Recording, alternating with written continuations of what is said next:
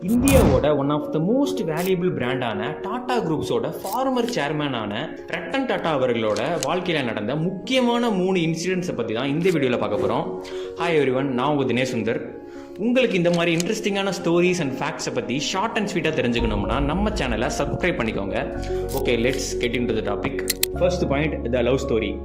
அப்பேற்பட்ட ரத்தன் டாடா அவர்களுக்கே ஒரு லவ் ஸ்டோரி இருந்துச்சுன்னு சொன்னால் உங்களால் நம்ப முடியுமா?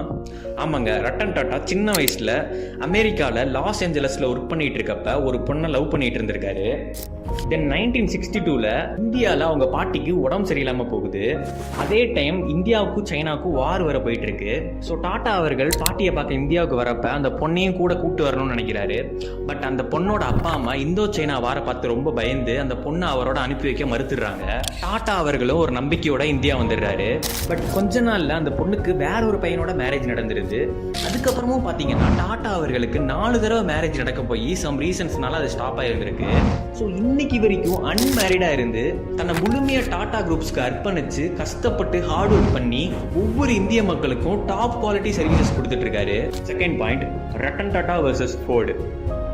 1998 ரத்தன் டாடா அவர்கள் டாடா இண்டிகாவை லான்ச் பண்றாரு. பட் அந்த காரில் குவாலிட்டி அண்ட் பெர்ஃபார்மன்ஸ்ல கொஞ்சம் ப்ராப்ளம் இருந்தனால சேல்ஸ் நிறைய குறைஞ்சு டாடா மோட்டார்ஸ்க்கு பெரிய லாஸ் ஆயிருந்துச்சு. அதனால 1999 ரத்தன் டாடா அவர்கள் டாடா மோட்டார்ஸோட பேசஞ்சர் கார் டிவிஷனை விற்கிறது சம்பந்தமா யூஎஸ்ல இருக்கிற ஃபோர்ட் நிறுவனத்தை அப்ரோச் பண்றாரு. காரை பற்றி ஒன்றுமே தெரியாமல் நீங்களாம் எதுக்கடா கார் தயாரிக்க வரீங்கன்னு சொல்லி ஃபோர்ட் நிறுவனம் ரத்தன் டாடா அவர்களை இன்சல்ட் பண்ணிடுறாங்க. உடனே ரத்தன் டாடா அவர்கள் கோவத்தில் அந்த மீட்டிங்கை கேன்சல் பண்ணிட்டு திரும்பி இந்தியா வந்துடுறாங்க. ரத்தன் டாடா அவர்களும் அவங்க டீமும் சேர்ந்து டாடா இண்டிகாவில் நிறைய ஒர்க் பண்ண ஆரம்பிக்கிறாங்க. அதோட குவாலிட்டி அண்ட் பெர்ஃபார்மன்ஸில் நிறைய ஒர்க் பண்ணி அதை ரீலான்ச்சும் பண்ணுறாங்க. தென் இந்தியாவில் டாடா இண்டிகா ரொம்ப சக்ஸஸ்ஃபுல்லாக விற்குது. டாடா மோட்டார்ஸ் இந்தியாவில் செம்மையாக பூம் ஆகுது.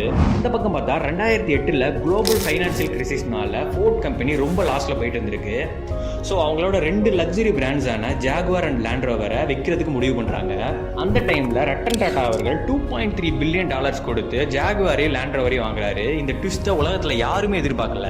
தென் ரத்தன் டாடா அவர்கள் ஜாகுவார்லையும் லேண்ட் ரோவர்லையும் நிறைய இன்வெஸ்ட் பண்ணி ரீவொர்க் பண்ணுறாரு. தென் 2 கம்பெனியும் உலகம் ஃபுல்லாக சக்ஸஸ்ஃபுல் ஆகுது. டாடா மோட்டார்ஸ் வேர்ல்ட் லெவலில் ரீச் ஆகுது. Point number 3, the failure of Nano. Ratan Tata அவர்கள் இந்தியாவில் நிறைய ஃபேமிலிஸ் ஒரே பைக்கில் 4-5 பேர் கஷ்டப்பட்டு டிராவல் பண்ணுறதை பார்த்து ரொம்ப வருத்தப்படுறாரு.